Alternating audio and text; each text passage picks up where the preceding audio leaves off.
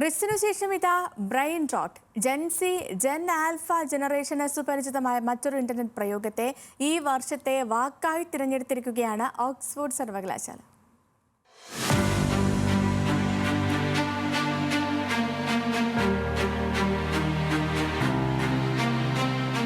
Brain rot കേൾക്കുമ്പോൾ തന്നെ ഇതൊക്കെ ആര് കണ്ടുപിടിക്കുന്നുവെന്നാണ് സംശയം.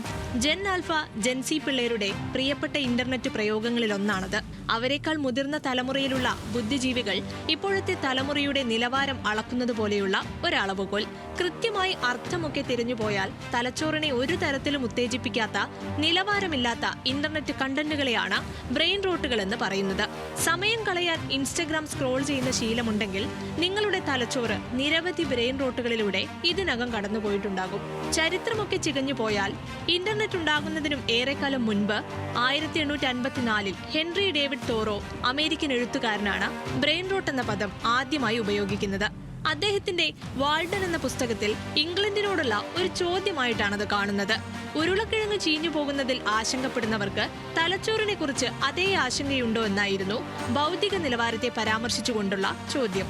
ഇന്നിപ്പോൾ ഇന്റർനെറ്റ് ഉള്ളടക്കങ്ങളുടെ ബൗദ്ധിക നിലവാരത്തെ അളക്കാൻ പുതിയ തലമുറ അതേ വാക്കുപയോഗിക്കുന്നു എന്ന് മാത്രം. 2023-നും 2024-നും ഇടയിലാണ് 230% വർധന ഈ വാക്കിന്റെ പ്രയോഗത്തിലുണ്ടായത്. അതുകൊണ്ടാണ് വേർഡ് ഓഫ് ദി ഇയർ ആയി ബ്രെയിൻ റൂട്ടിനെ ഓക്സ്ഫോർഡ് സർവകലാശാല തെരഞ്ഞെടുത്തതും. ഇന്റർനെറ്റ് യുഗത്തോട് പരുവപ്പെടുന്ന ഭാഷയുടെ വികാസം കൗതുകമുണർത്തുമ്പോൾ ഐറണിക്കലി അതേ യുഗത്തിന്റെ പ്രതിഫലനമാവുകയാണ് ഇത്തരം പ്രയോഗങ്ങളും. International desk, news Malayalam.